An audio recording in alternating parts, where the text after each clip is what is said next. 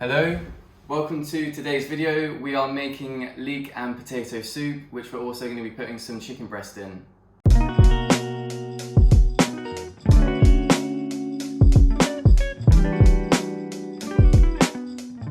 Really easy recipe, it's super simple, only has a couple ingredients, but it goes really well with the chicken stock that we made in the last video. There isn't too much more to say about this, so let's just get straight into the video. Right, let's start with the potatoes. I've used a few different types and the end result is always quite similar, so don't worry too much about it, just use whatever you have available. I used red skin potatoes, I forget the actual name of them, but just peel them. I like to leave a bowl underneath just to catch all of the peel, it makes it a lot easier to clean it up at the end. I'm also using a parsnip here, it's not really standard for the recipe, but I had one that needed using up in the fridge, so I thought I might as well put it in. It's going to give a nice flavour. Now we're just chopping up all the potatoes into similar sized chunks. These were around 2 centimeters each, and then I carefully did the same with the parsnip.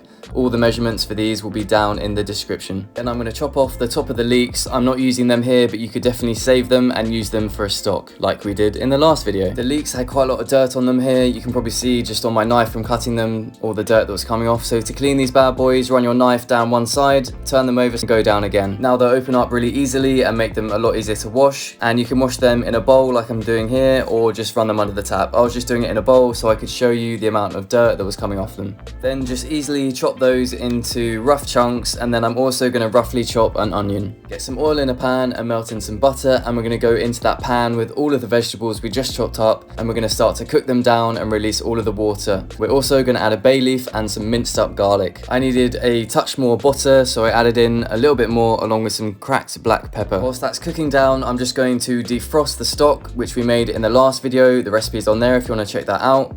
Just run that under a cold tap and it should easily pop out into a bowl. Again, the measurements for these will be in the description below. Then just microwave those in the microwave, obviously, to defrost them. And wow, why do my forearms look so big in that reflection? It must be from all that wank. Oh, okay, the time is done, so just grab that out and we're going to crush that a little bit with a fork, put it back in, and just keep microwaving that and crushing it until it's fully defrosted. I just did this in 1 minute and 30-second bursts until it was fully defrosted.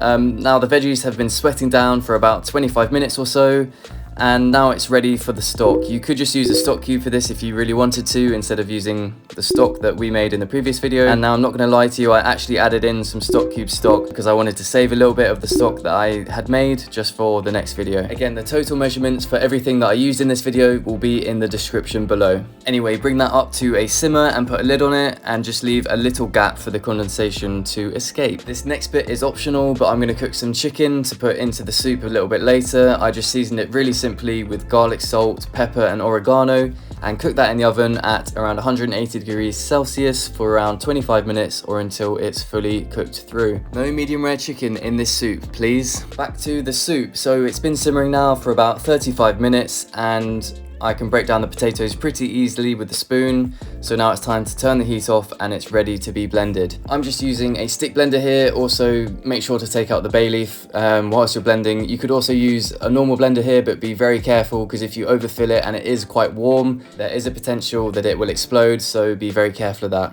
Once you are happy with the consistency of the soup, we're just going to give that a little taste and adjust the seasonings as needed. I added in a touch of salt and a little bit of black pepper. Then optionally you can grate in some Parmesan cheese. It adds a nice depth of flavour. And then we're just going to add in enough cream to get your desired creaminess. Again, the amounts will be in the description below. Once that chicken is fully cooked, we're going to take that out of the oven and we're going to shred it on a board. You could also put that chicken juice into the soup if you wanted to, but I was happy with my consistency, so I opted not to. Once you've shredded all of that chicken up, we're going to add that into the soup, give it one more taste and adjust the seasonings as you need to, and you are done. Then finally, just toast up some nice bread. I'm using a sourdough here, and then give a generous spread of butter. Serve that soup up generously and top it with a bit more Parmesan if you want to, and some freshly cracked black pepper.